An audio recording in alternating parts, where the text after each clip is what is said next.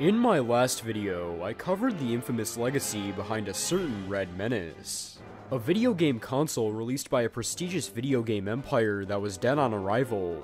A console with high hopes, only to fail due to poor execution and its lackluster technology. I am of course talking about the Virtual Boy, which by the way, go watch that video if you haven't done so already. I've only been gone for like 3 months, I can't believe the algorithm gods would punish me like this. In that wild adventure, I mentioned how I had plans to create a separate video where I go over all of the lost and cancelled games for the console. The potential classics that never got a chance due to the dramatic fall from grace the console would experience just a year and a half into its lifespan. The funny part? I was initially going to talk about all of them in that video, or as I quoted it, "This is usually the part of the video where I put in some cheeky, silent film inspired part about the Virtual Boy's cancelled games, but I have plans I'll save for later." But then I realized that there were just way too many to compact neatly into a single, short segment. I mean, just look at the length of this video. Which was a shame because these lost treasures were the initial reason I was interested in the Virtual Boy. From famed franchises like Mario and Donkey Kong that never got their fair share in the console's library, to obscure and oftentimes overlooked games that may never see the sun shine, I figured the only way I could give these games their due was through an entirely separate video. You've read the title, let's dive into the madness. In no particular order, this is a virtual look into the lost and cancelled games of the Virtual Boy, the most infamous pair of goggles ever crafted.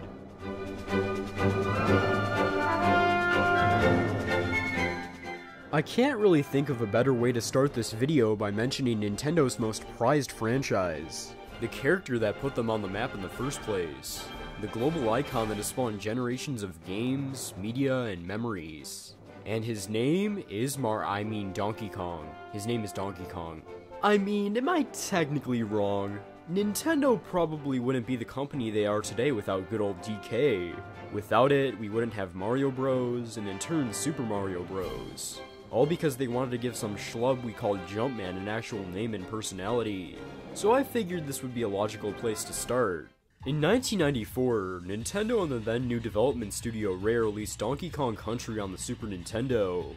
At this point, the only thing the banana-loving ape was known for was the guy who would jump over barrels to confront about some lady.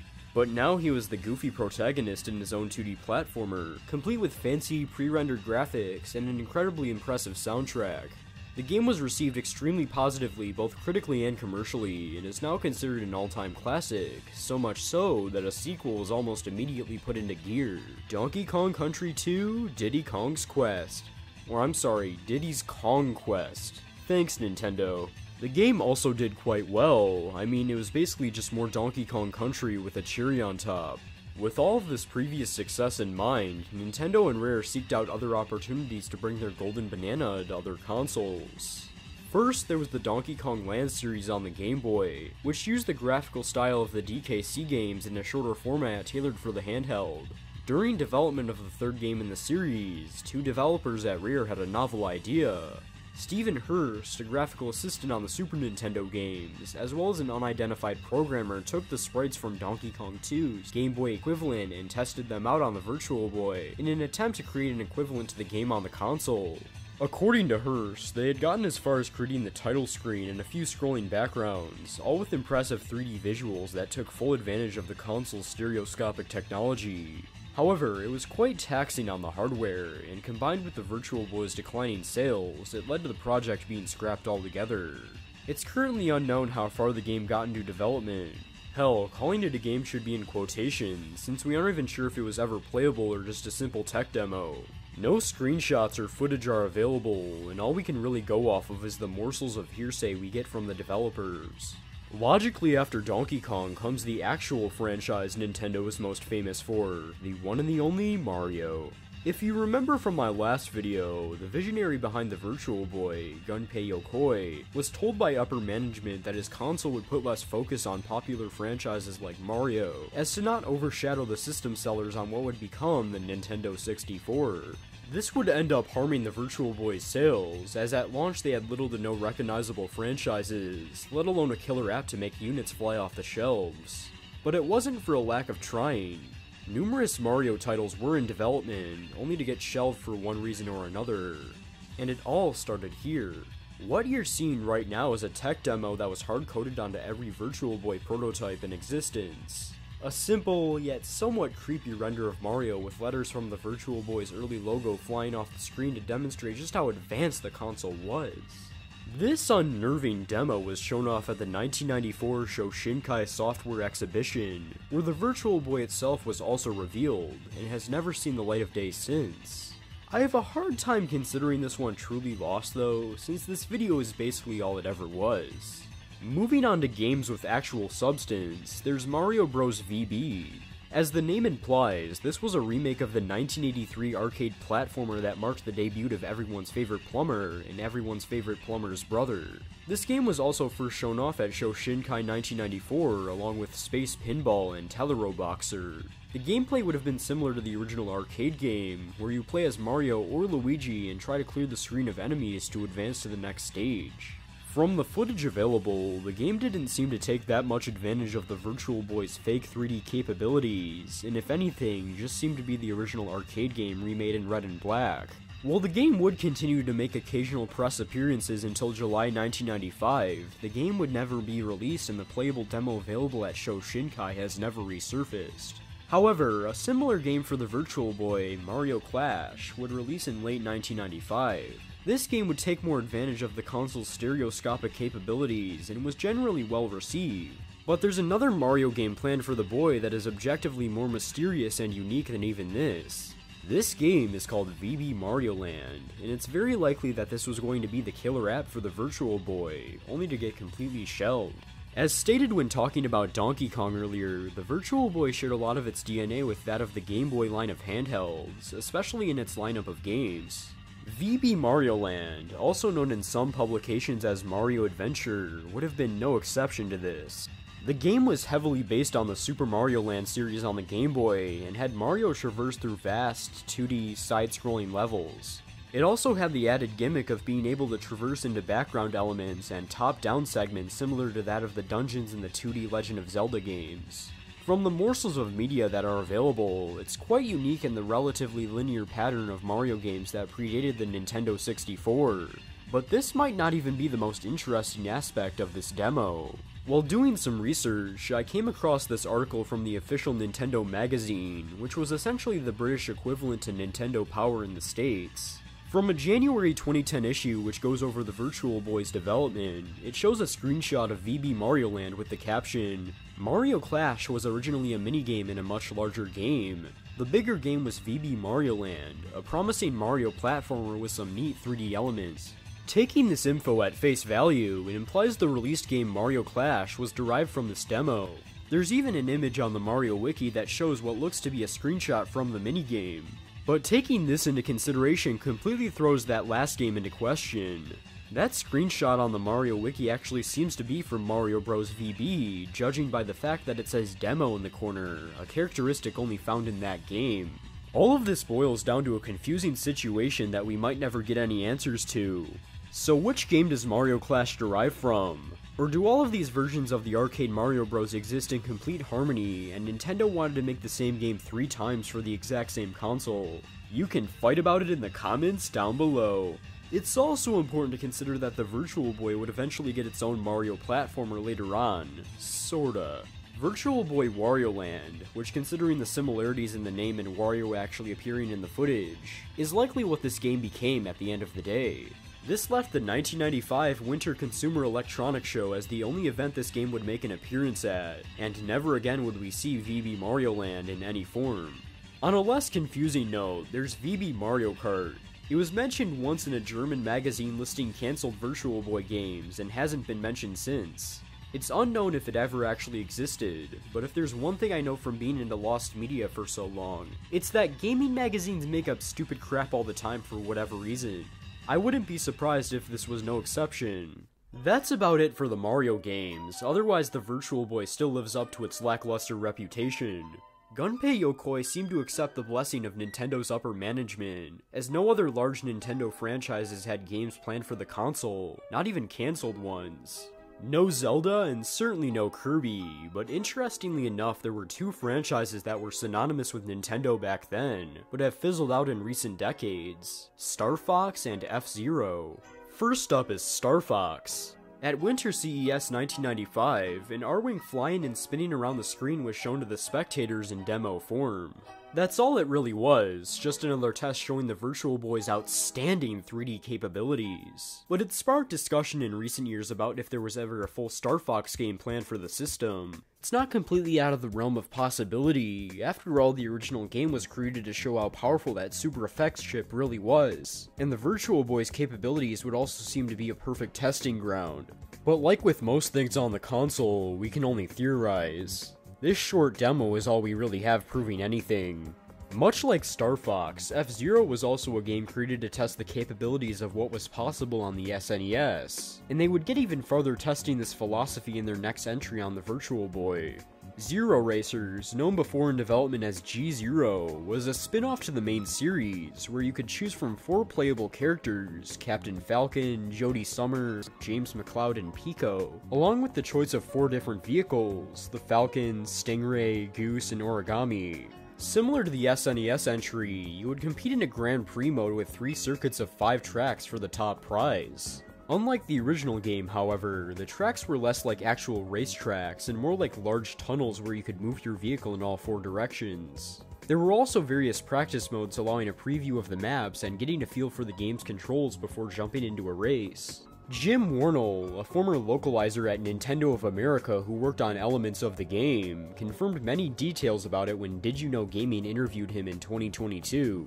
They were able to confirm that while many sources indicated that the game was shown off at E3 1996, there was no evidence that this was ever actually the case, and only 2 issues of Nintendo Power from that year going over the game are all that we have from it. He also stated that the game was 100% complete and had an ESRB rating by the time of the Virtual Boy's demise.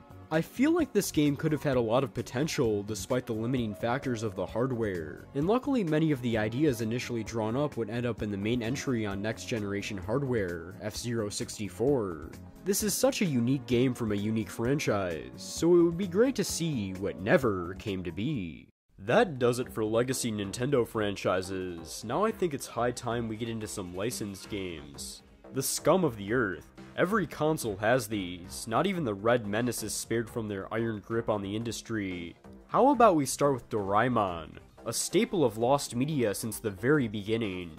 This little guy has been chugging along in many forms for more than a half-century at this point, and in 1996 he would have made his big jump into the wild world of the Virtual Boy.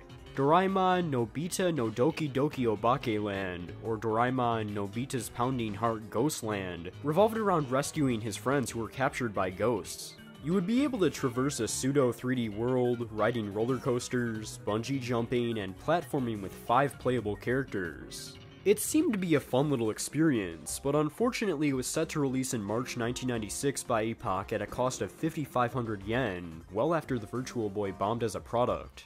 And so it got the axe, and the game would end up on the side of milk cartons everywhere. Next up is another popular franchise originating in Japan, Mighty Morphin Power Rangers. This is one we only know of through a magazine, specifically the January 1996 issue of Nintendo Power, where the game is listed to be released in winter of that year. I have more faith in this one existing than I do VB Mario Kart, considering this is coming from Nintendo themselves back when the console was still relevant, but otherwise we know nothing of this Mighty Morphin Power Rangers thing. If that's really your name. Here's a weird one. Remember GoldenEye 007? That famous Nintendo 64 game that helped revolutionize multiplayer first-person shooter games? Well, it was originally planned to have an entry released alongside it for the Virtual Boy in late 1996, where the possibilities were truly endless. It was a racing game. A racing game. Based on a first-person shooter. If that doesn't symbolize the Virtual Boy being a second-class console for feudal peasants, I don't know what does. Other than that, not much is known specifically about the gameplay. We can't even contact the developers about it because we don't even know who exactly they were. Rare, who developed the N64 game, denied any involvement, so it's possible that Nintendo was creating it in-house, as they own the exclusive James Bond video game license. All that exists of this game today are count 'em, two measly screenshots in this blurb in a Virtual Boy brochure. If you thought rush hour traffic was a nightmare, wait till you get behind the wheel of 007's car. Avoid obstacles and blow the other cars away. Buckle up for safety because in this game, you never know what's gonna happen. Now let's make a completely forced and awkward transition from James Bond into Japanese professional wrestling, which was planned to have a big foray into the Virtual Boy. New Japan Pro Wrestling is the largest and longest running professional wrestling promotion in Japan, quickly becoming a multimedia giant since its debut in 1972. Shin Nihon Pro Wrestling Gekitou Densetu, or New Japan Pro Wrestling Fierce Fighting Legends, would give you the choice of 8 wrestlers from the promotion to fight to the death in glorious graphical stereoscopy.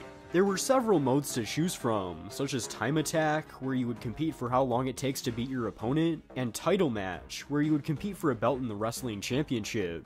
The game was developed by Tomy and was supposed to be released in Japan in December 1995 for a price of 4,980 yen. This was the same month that Nintendo's president officially declared the console discontinued, and you'll notice a pattern with this in the release dates of many of these games. The game was apparently finished, and some magazine scans have even suggested that the game's target date was no longer quote-unquote expected, meaning that it could have been released but just in very small quantities.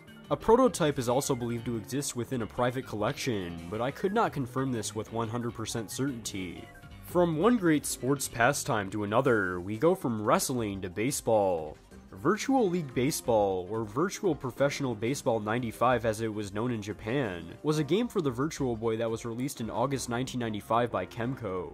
Originally a licensed game featuring teams from the Nippon Professional Baseball Organization, the highest level of organized baseball in Japan, it was eventually adapted for North America by using national teams from all over the world. While the game did see a full release on the console, the same cannot be said for its sequel. Virtual League Baseball 2, or Virtual Professional Baseball 96, was very similar to the first game in the series, with some graphical improvements and the addition of a multiplayer feature using the unreleased Game Link cable for the Virtual Boy.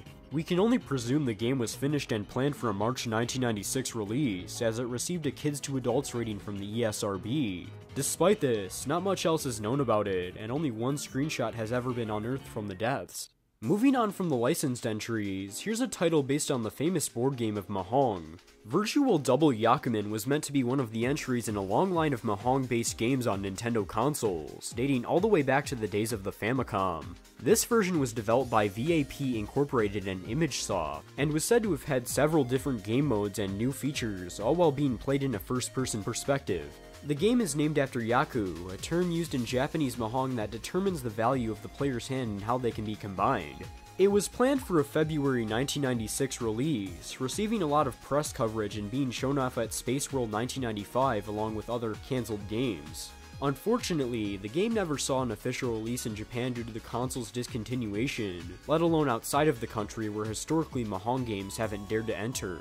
Despite this, many screenshots are available, and it's fair to say that the game got quite far into development before the plug was pulled. In the opposite case of Virtual Double Yakuman, here's a game that has little to nothing available on its behalf. Proteus Zone would have been a shoot-'em-up game developed by Coconuts Japan Entertainment and set for a March 1996 release. According to a slew of articles, the game would have taken place in a 3-dimensional environment where you would shoot monsters, with wiping out specific hordes and leaders allowing you to progress through the game's 20 stages. The game would have also had a time attack mode where you would compete for a high score against the clock. While the game is believed to have been shown off at various conventions throughout 1995 such as E3, Space World, and CES, and had a decent amount of coverage, no videos or images of the game in action have ever surfaced after being shelved. Even looking at the issue of Weekly Famicom Tsushin where it is mentioned, the games section has a large black box over where a screenshot is supposed to be, with text saying, "Now making." This allure of mystery surrounding this game is strange, to say the least, considering even some of the most obscure games on the console have at least a screenshot or two available. 3 other games developed by Coconuts Japan Entertainment have even fewer info about them than with Proteus Zone. First, there was a mysterious title by the name of Intercept. The only info known about this one was that it was a strategy game projected for a December 1995 release, with its only mention being in a press kit for Coconuts, where it is listed alongside other titles being developed at the company. 2 other titles are mentioned in the German magazine Maniac, Sunday's Point, and the inconspicuously named War Simulation, also oftentimes referred to as Starseed. These are listed as action and strategy titles respectively alongside other games for the system. No concrete details about them are known, and it's unlikely they got very far in development. Now let's dive into the Virtual Boy's weird fetish for the word, well, virtual. I'm talking about the fact that plenty of Virtual Boy games love to put the word in their title, similar to Super for the SNES and 64 for the N64. This phenomenon even extends to cancelled titles. We start with Virtual Block, a shelved game from Bottom Up Interactive that was similar to Arkanoid or Breakout, where you would bounce a ball off of a paddle to try and clear objects off the screen. The difference here was that you would control two paddles with the two D-pads on the Virtual Boy controller. From the screenshots available, the stages would have actually been quite elaborate, with enemies, obstacles, and set pieces blocking your path, along with pachinko and pinball-inspired variations. There would have even been boss fights, including this one with a sentient, rock-throwing tree stump. The game was shown at Space World 1995 and planned for a December release, a release that would never come. Unfortunately, all we have with us today is 3 screenshots and a flyer advertising the game. In my last video, I mentioned how the Virtual Boy was a hotbed for puzzle games such as Bomberman and Tetris. Relating to this, the console was supposed to receive a second Bomberman game alongside Panic Bomber that never came to be. Virtual Bomberman would have been a more specialized take on the classic puzzle strategy game for the console, featuring a story mode alongside a brand new challenge mode. This would have seen the player pinned against the clock and having to complete a map within a certain amount of time. 5 new armor options were also included: Lock-On, Launcher, Rick, T-Bow, and Ninjiru. If I were being honest here, these sound like mistranslations instead of actual names. This game also made its one and only appearance at Space World 1995, with a release date set for December, the same month as the North American launch of Panic Bomber. This date would be later pushed back to February 1996, until finally fading away without a trace, likely due to the console's Japanese discontinuation. Many screenshots and ads are available for the game, and it seems that there were even plans for merchandise. Of course, all of these ideas were brought down with the game itself. From bombs to balls, there was planned to be a dodgeball simulation game for the console. Virtual Dodgeball, also known as Virtual Battle Ball and Virtual Handball, was the only game being developed by Giordano for the Virtual Boy. The game was set in a third-person view where you would have to hit your opponent with balls to inflict the most damage. Whoever gets their opponent down to 0 health or deals the most damage in the time limit wins the match, usually within a best 3 out of 5 system to fully clear a stage. Players could choose between 8 unique maps and 8 playable characters, with the varying terrain making it so you could use the console's stereoscopy to make incredible shots. This was yet another one of the many titles set for a December 1995 release, only to be pushed into March of next year, then being cancelled outright. It is unknown how far the game got into development, though judging by the screenshots it seemed to be near completion. Those screenshots show us some actual gameplay along with a mysterious boss-like character that we may never know the true backstory of. Virtual Gunman would have also been a naming game, this time being set in the quote, near future. It used a first-person perspective and cursor to allow you to clear enemies off the screen. Players could choose from the typical affair, along with more advanced weaponry like flamethrowers and homing missiles. This was all in an effort to defeat a local terrorist group that doubled as a motorcycle gang.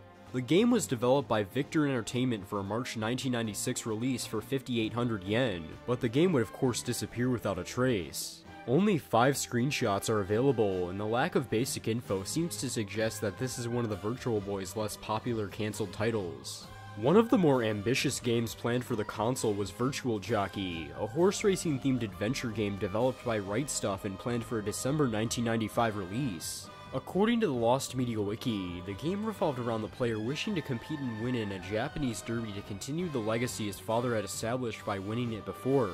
Much like you, your magical talking horse is also an inexperienced rookie who was, quote, born on a farm and has no local reputation. You will have to train it to beat 20 other contestants, including an evil gang that plans to sabotage the derby called the Kaiser Corps. This is done through interacting between your secretary and the horse, all while immersing yourself in the courses and the thrill of competition. The game was quite advanced by Virtual Boy standards, as the race courses and characters would have been fully polygonal 3D models, along with a first-person perspective. Even though Virtual Jockey was very far into development and may have been finished, that seemingly haunted release window strikes again.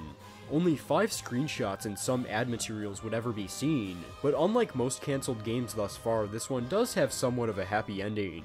Right Stuff would go on to rework the game and turn it into Jockey 0 for the PlayStation, which would go on to release the following year. Our final game with Virtual in the title is Virtual Tank, which as the name implies was a first-person tank combat game loosely based off of Battlezone, a 1980 game for the Atari 2600. The story behind its development is actually quite intriguing to say the least. The developers behind the game, Boss Game Studios, was founded as a group of 4 people as a spin-off of a larger film studio. Originally, their goals lied in creating a game for the Nintendo 64, which would eventually become Top Gear Rally. But after Nintendo met with them, they made an agreement that they had to develop something for the Virtual Boy before they got to the big stuff.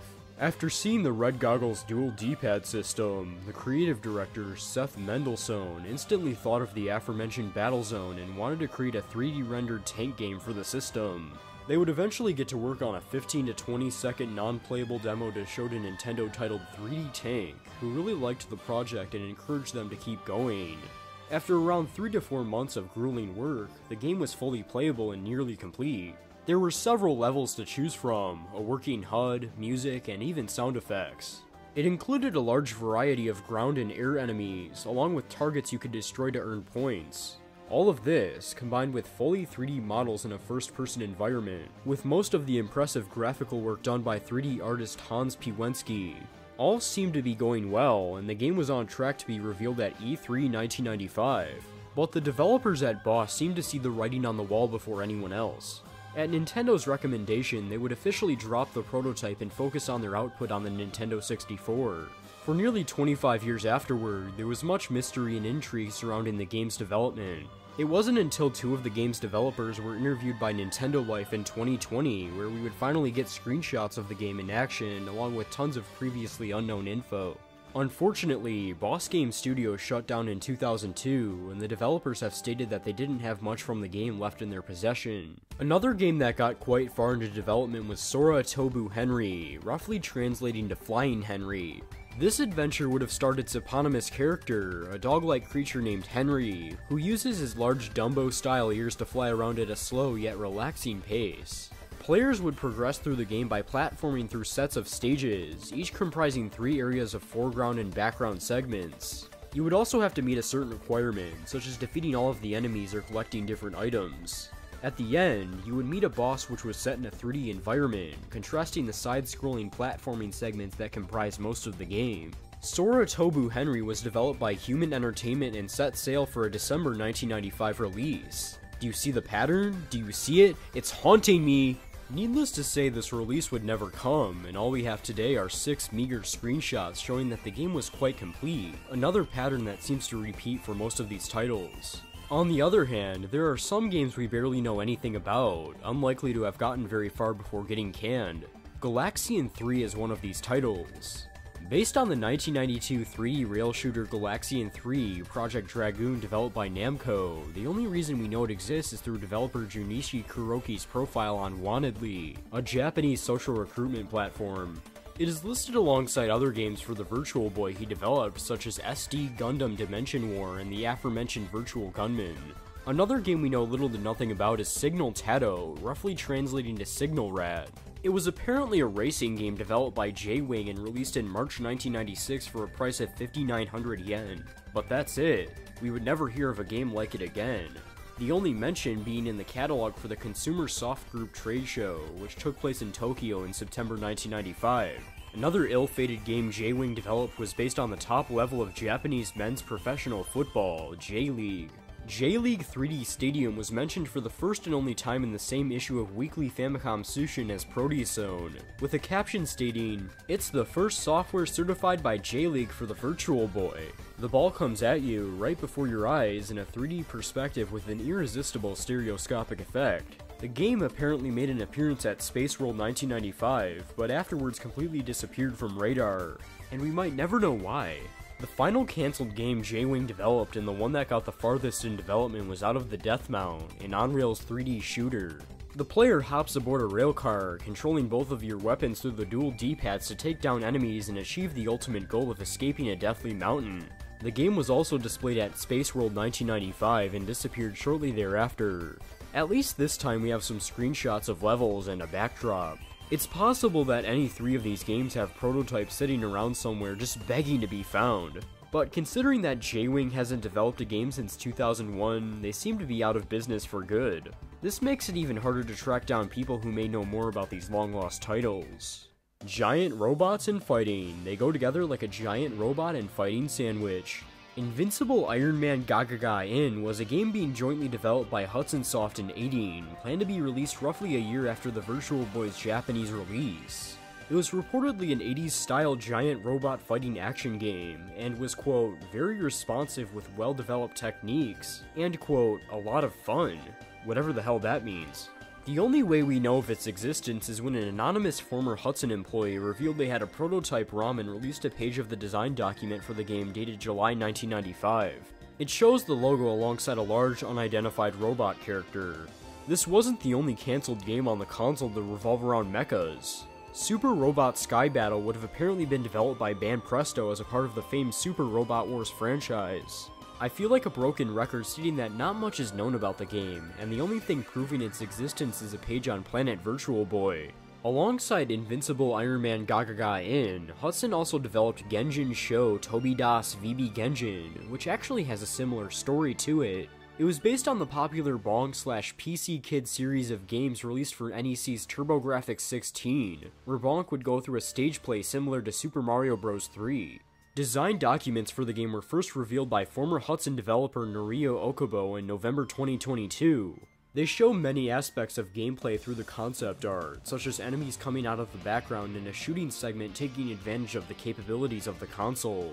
It was reported that the game was being developed alongside Virtual Bomberman, meaning that it was likely shelved at around the same time as well.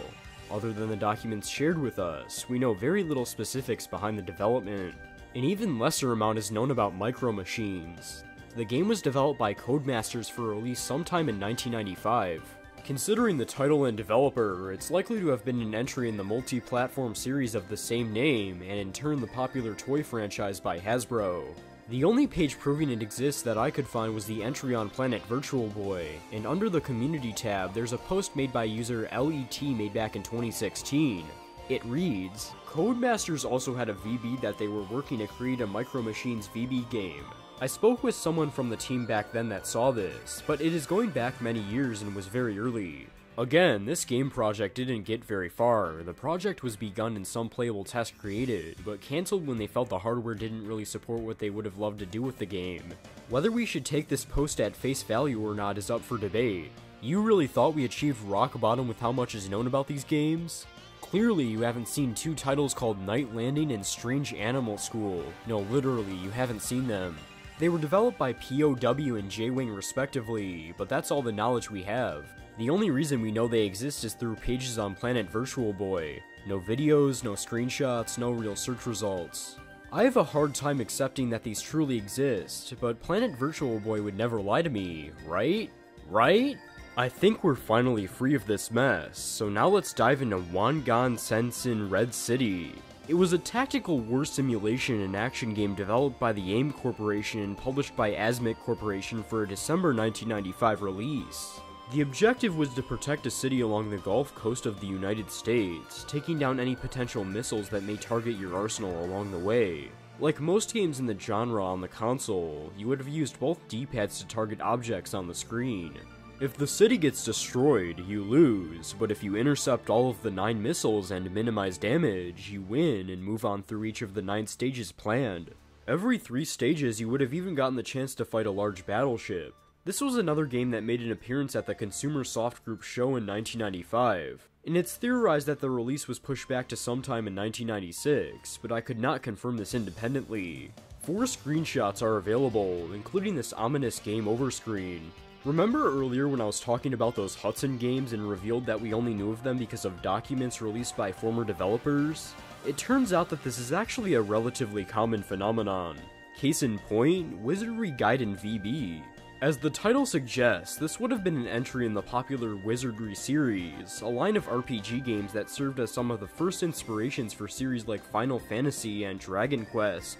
Former developer at ASCII Corporation, Masaki Nakagawa, first revealed details about the game quite recently in October 2023, releasing pages from design documents alongside it.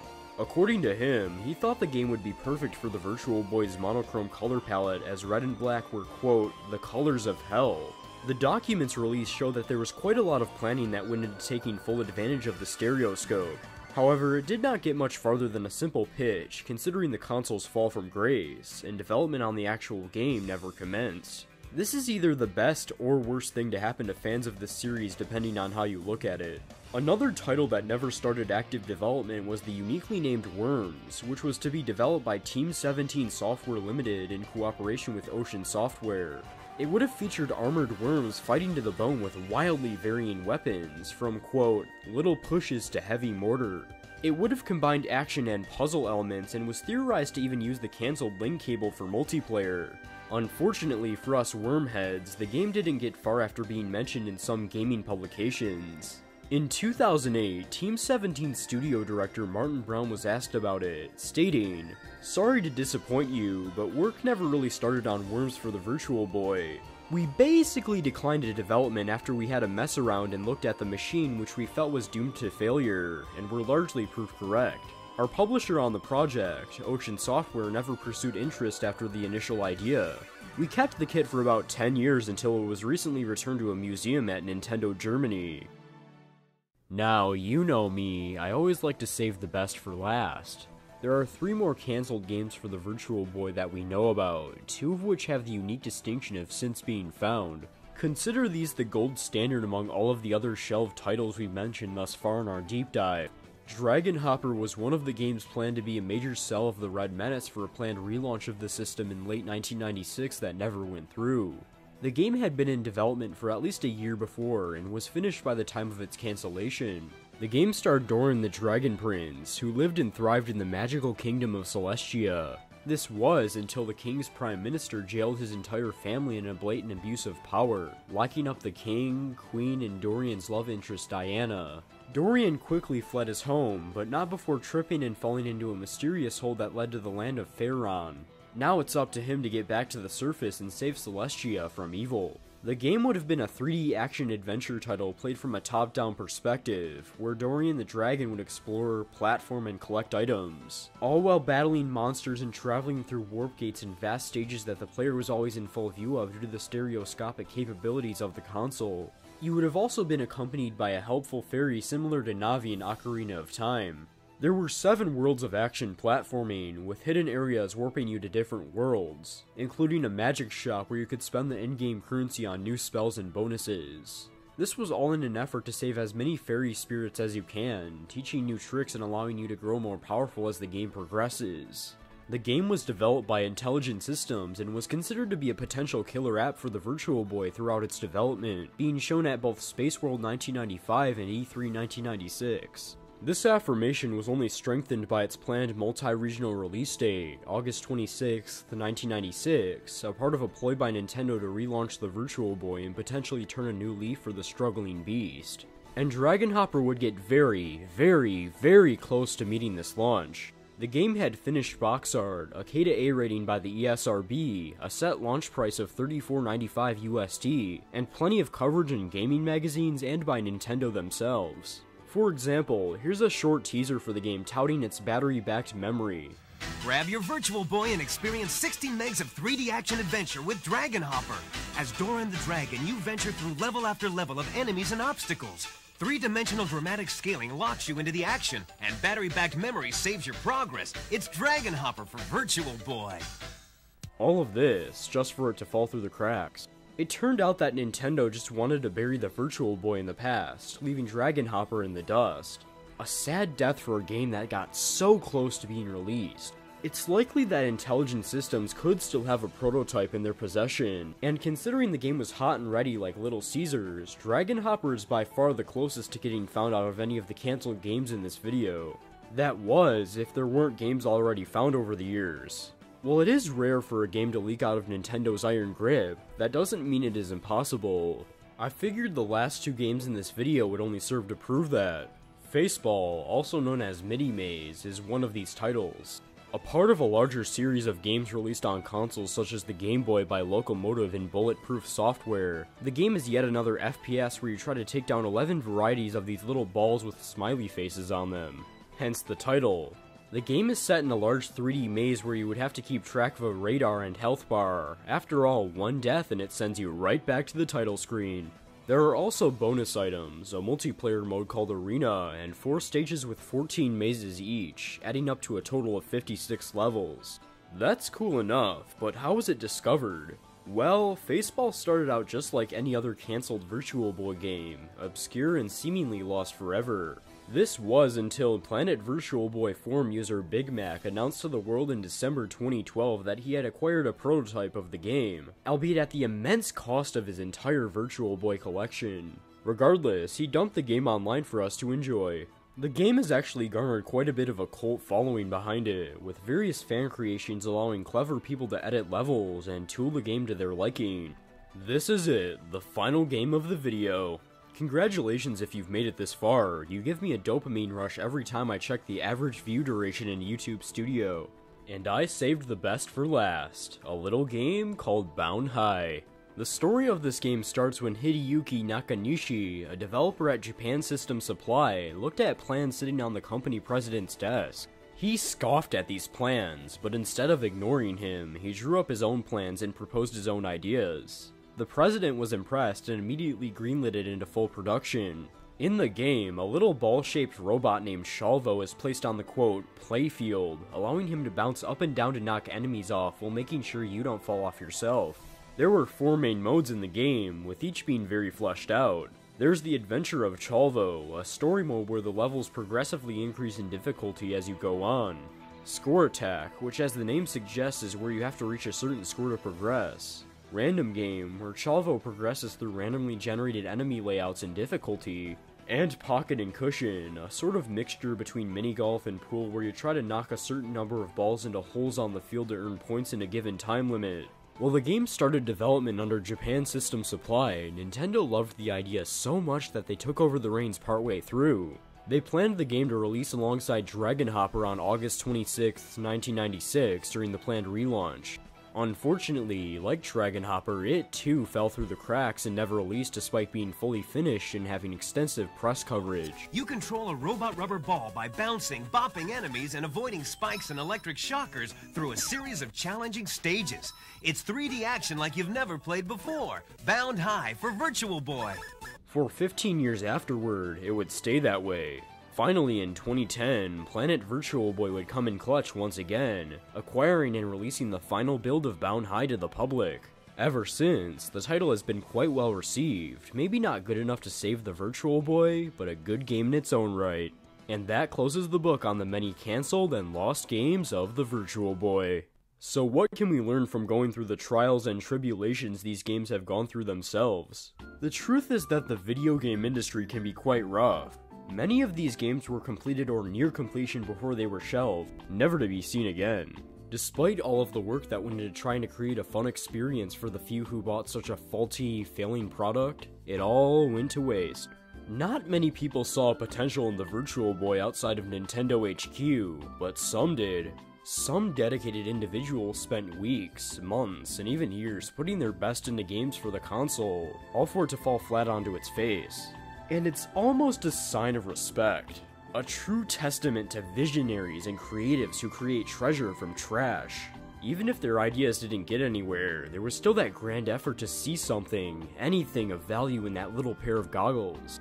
My dad's friend recently told me a story about how in his younger years, he poured cement for a construction company. After creating a driveway or playground or whatever, at the end of the day when the job was complete and the mixture started to dry, he would look back on his work and feel a sense of self-worth. He didn't just throw it down and call it a day either, he had to smooth and edge it, putting in the finer details to create the masterpiece. But once he did, that reminder stood there as a testament to the craft, and only then was there relief. We can only hope that one day these games, whether they even exist anymore, can be enjoyed by anyone and everyone. That the developers can find relief and look back at the work they put in and see that reminder, that payoff at the end of the day, just like the cement poured into the ground. Will this ever come to fruition? Probably not, but I'm holding my breath. For the legacy of the Virtual Boy cannot be paved without pouring the work into covering the games that never came to be. This has been Bray Bray. Thanks for watching. Like, subscribe, and remember that Buff Yoshi is forever supreme.